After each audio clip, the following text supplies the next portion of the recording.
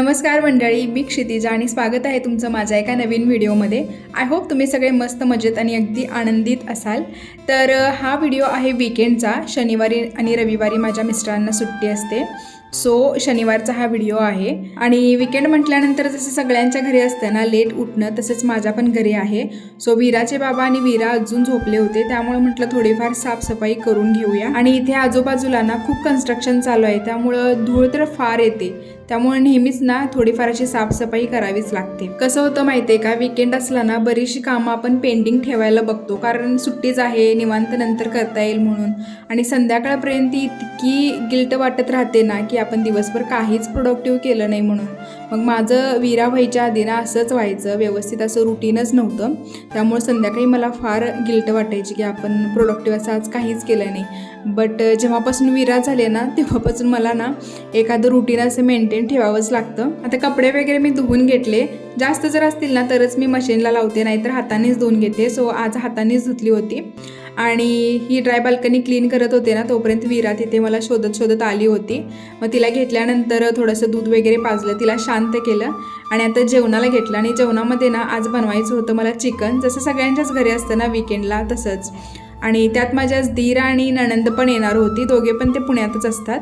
दीर माझ्या हॉस्पिटलला आहेत कॅशियर म्हणून, आणि नणंद माझी कॉलेज करते। तोपर्यंत वीराचे बाबा पण उठले होते, कारण वीरा एकदा उठली ना ती कोणालाच झोपून देत नाही, कारण तिच्यासोबतच खेळत बसावं असं तिचं म्हणणं असतं। आणि त्या दोघांना चिकन आणि नारळ आणायला खाली पाठवलं होतं। आणि आजकाल नारळचे रेट काय वाढलेत यार, 35 ते 40 रुपयाला एक नारळ, आणि हा नारळ मला 40 रुपयाला मिळाला, आणि त्यात पण हा आतून थोडा कोवळाच निघाला। कधी कधी मी वीराला असं किचनवरती बसवते स्वयंपाक करताना, कारण काही गोष्टी तिला ऑब्झर्व करता येतील म्हणून।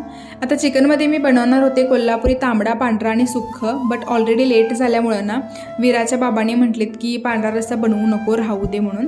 तोपर्यंत वीराचे काका तिला इथं आईस्क्रीम घेऊन आले होते। तो इथं बघू शकता, एका साईडला मी चिकन शिजायला टाकलं होतं आणि एका साईडला मी वाटण बनवत होते, ज्याच्यामध्ये काही बेसिक मसाले, तीळ, जिरं, खडा मसाला, कांदा, लसूण यांचं वाटण। आणि हेच वाटण मी रश्शासाठी सुद्धा आणि सुक्यासाठी सुद्धा वापरणार होते। मला तर व्हेज जेवणापेक्षा ना हे नॉनव्हेज जेवणच खूप इझिली आणि पटकन होतं असं वाटतं। तुम्हाला काय वाटतं कमेंट करून नक्की सांगा याबद्दल। वीरा अजून तिखट काही इतकं खात नाही, त्यामुळे जो पिवळा रस्सा आहे ना त्याच्यामध्ये जे मी वाटण बनवलं होतं त्याचाच रस्सा बनवला होता। चटणी याच्यामध्ये मी यूज केली नव्हती। आता नॉनव्हेज म्हटलं ना आवर्जून सगळ्यांच्या घरी भाकरी करतात, मग ती ज्वारीची असू दे किंवा बाजरीची असू दे। मला तर बाजरीची भाकरी नॉनव्हेज सोबत फार आवडते, बट माझ्या घरी उलटं आहे, वीराच्या बाबांना चपातीच लागते। सो पटापट अशा चपात्या बनवून घेतल्या, आणि वीराची आत्तू पण आली होती, सो सगळ्यांनी जेवण करून घेतलं। खूप छान झालं होतं आणि अगदी टेस्टी लागत होतं। जेवण वगैरे झाल्यानंतर भांडी धुवून घेतली। फार कंटाळा आलेला असतो ॲक्च्युली जेवल्यानंतर, बट ती भांडी जर तशीच बघितली ना तर संध्याकाळी मग काही किचनमध्ये काम करू वाटत नाही, त्यामुळे भांडी स्वच्छ धुवून घेतली, थोडीशी रेस्ट केली सगळ्यांनी।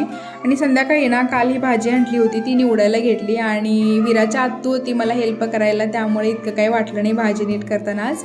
आणि संध्याकाळी ना वीराचे बाबा वीराच्या आत्तूचा इथं काहीतरी स्टडी घेत होते, आणि ही बघा माझी वीराशी शांत झोपी गेली होती।